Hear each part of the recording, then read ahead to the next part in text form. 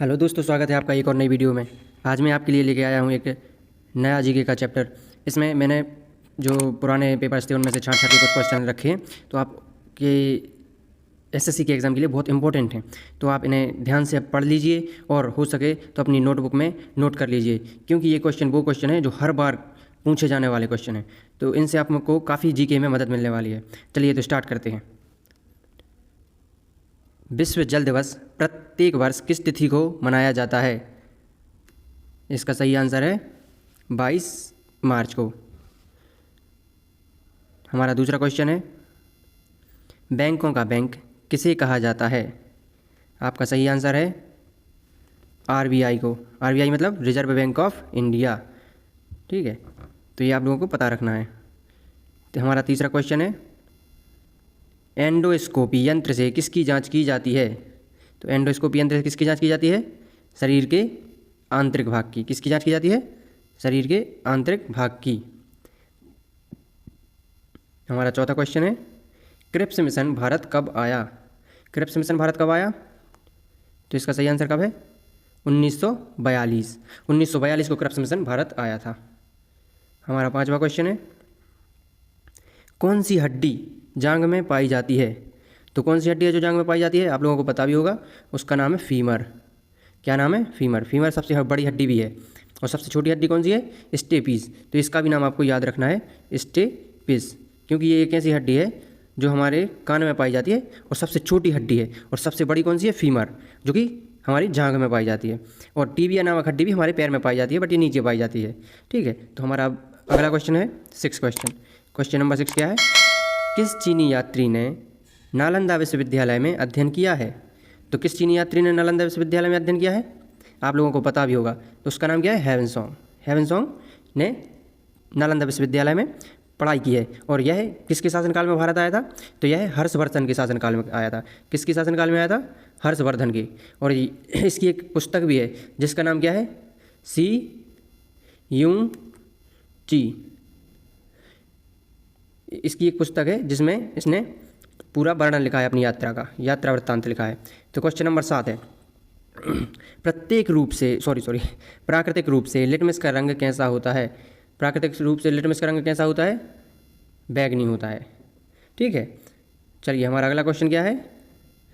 London स्थित India house की स्थापना किसने की थी?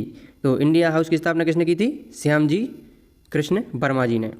और लंदन स्थित इंडिया हाउस क्या है? एक बॉयज़ हॉस्टल था।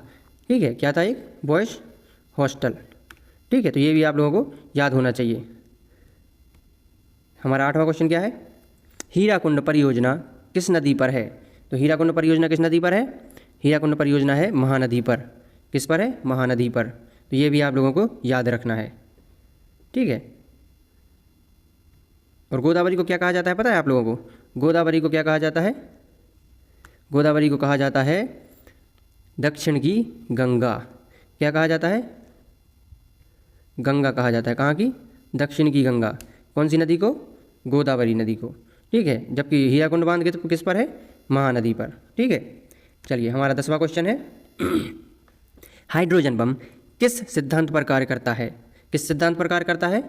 इसका सही आंसर क्या होगा? नाभिकीय संलयन पर। नाभिकीय संलयन पर हाइड्रोजन बम सिद्धांत काम करता है। और नाभिकीय विखंडन पर क्या काम करता है? परमाणु बम।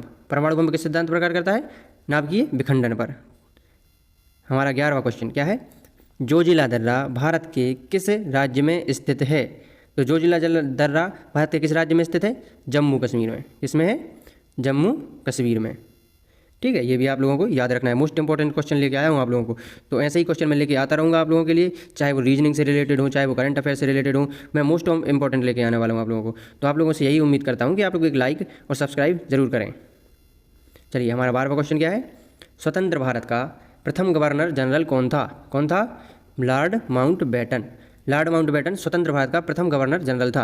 अगर आपसे यही क्वेश्चन दूसरी तरह से भी पूछा जा सकता है, कैसे? स्वतंत्र भारत का प्रथम भारतीय गवर्नर जनरल कौन था? क्या? प्रथम भारतीय गवर्नर जनरल। कौन सा? भारतीय। ठीक है, क्योंकि अगर ये क्वेश्चन आप लोगों को याद है तो भारतीय गवर्नर जनरल कौन था? वो थे सी राजगोपालाचारी। कौन से? भारतीय की बात की जाए अगर तो। ठीक है, और अगर यही पूछ लिया जाए तो फिर आपका सही आंसर क्या होगा? Lord Mountbatten. चलिए अगले क्वेश्चन पर, क्वेश्चन नंबर 13। मोहम्मद बिन कासिम ने भारत पर आक्रमण कब किया? कब किया था? 712 ईस्वी में। कब किया था? 712 ईस्वी में। चलिए नेक्स्ट क्वेश्चन क्या है हमारा? 14। मनुष्य कितने हर्ट्ज तक की ध्वनि सुन सकता है? ये आप लोगों को पता होगा ही होगा। चलिए नहीं पता है तो मैं बताता हूँ। मनुष्य 20 से 20,000 हर्ट्ज की ध्वनि सुन सकता है। मनुष्य के कानों की इतनी क्षमता होती है। ठीक है, अगर आप इससे कम का बोलोगे तो मनुष्य को सुनाई नहीं देगा, और ज़्यादा बोलोगे तो उसके कान फट सकते हैं। ठीक है, चलिए नेक्स्ट क्वेश्चन 15। एलिसा टेस्ट किस रोग के लिए किया जाता है? एलिसा टेस्ट किस रोग के लिए किया जाता है? पता होगा आप लोगों को ये। एलिसा टेस्ट HIV के लिए किया जाता है। किसके लिए किया जाता है? HIV के लिए।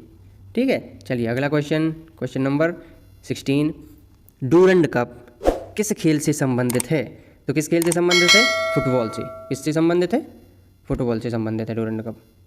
ठीक है, चलिए अगला क्वेश्चन 17। विश्व का सबसे बड़ा डेल्टा कौन सा है? कौन सा है विश्व का सबसे बड़ा डेल्टा? आप लोगों को पता होगा, सुंदरबन डेल्टा, जो कि किस नदी पर स्थित है? महानदी पर। ओ सॉरी, ब्रह्मपुत्र नदी पर। किस नदी पर? ब्रह्मपुत्र नदी पर स्थित है। किस नदी पर? ब्रह्मपुत्र नदी पर स्थित है। कहाँ पे है? बंगाल में। ठीक है, तो ये भी आप लोगों को याद रखना है, मोस्ट इंपॉर्टेंट है। 18वां क्वेश्चन। उपनिषदों की संख्या कितनी है? उपनिषदों की संख्या कितनी है? 108। ठीक है, ये भी आप लोगों को याद रखना है। ये क्वेश्चन पूछे ही जाते हैं। अगर आपसे पूछ लिया, ये तो उपनिषद हो गए, अगर आपसे पूछ लिया जाए वेदों की संख्या कितनी है? कितनी है वेदों की संख्या? सॉरी, कितनी है? 4। कौन कौन से हैं? ऋग्वेद, यजुर्वेद, सामवेद और अथर्ववेद। ठीक है, तो ये आप लोगों को याद रखने हैं। वेदों की संख्या 4 है। वेदांगों की संख्या कितनी है? 18। ठीक है, तो ये भी आप लोगों को याद रखने हैं। चलिए अगला क्वेश्चन, क्वेश्चन नंबर 19। विश्व में दूध का सबसे बड़ा उत्पादक देश कौन सा है? कौन सा है? तो भारत, जो कि दूध का सबसे बड़ा उत्पादक देश है। ठीक है, तो इसका आंसर क्या होगा? भारत। चलिए क्वेश्चन नंबर 20। तो मैं 20 क्वेश्चन बताने से पहले आप लोगों से एक बताना चाहूँगा कुछ, कि आप लोगों को जिस भी बारे में वीडियो चाहिए होगा, आप लोग मुझे कमेंट करके बताते जाएं, तो मैं आपको उस टॉपिक पे वीडियो लेके आता रहूँगा। ठीक है, तो आप लोगों से रिक्वेस्ट है कि सब्सक्राइब करना और लाइक करना तो बिल्कुल भूलें ही ना, क्योंकि अगर आप लोग चाहते हैं कि आपका एग्ज़ाम क्लियर हो तो लाइक तो करना पड़ेगा, सब्सक्राइब तो करना पड़ेगा, तभी होगा, तभी आप लोगों के लिए नया नया कंटेंट लेके आ पाऊँगा, क्योंकि उससे मेरा भी हौसला बढ़ेगा। ठीक है, चलिए तो हमारा क्या क्वेश्चन है? भारत का नेपोलियन किसे कहा जाता है? किसे कहा जाता है भारत का नेपोलियन? समुद्रगुप्त को। किसे कहा जाता है? समुद्रगुप्त को। ठीक है, ये क्वेश्चन बहुत ज़रूरी है हमारे लिए, क्योंकि भारत का नेपोलियन किसे कहा जाता है? समुद्रगुप्त को। एक और है, नादिर शाह को भी कहा जाता है। कहाँ का? ईरान का। ठीक है, नादिर शाह को कहाँ कहा जाता है? ईरान का। चलिए दोस्तों, फिर अगले सेशन में मिलते हैं हम। इस सेशन के लिए आप सभी का थैंक यू, और वीडियो को लाइक और शेयर करना ना भूलें। सब्सक्राइब तो भूलना ही नहीं है आप लोगों को।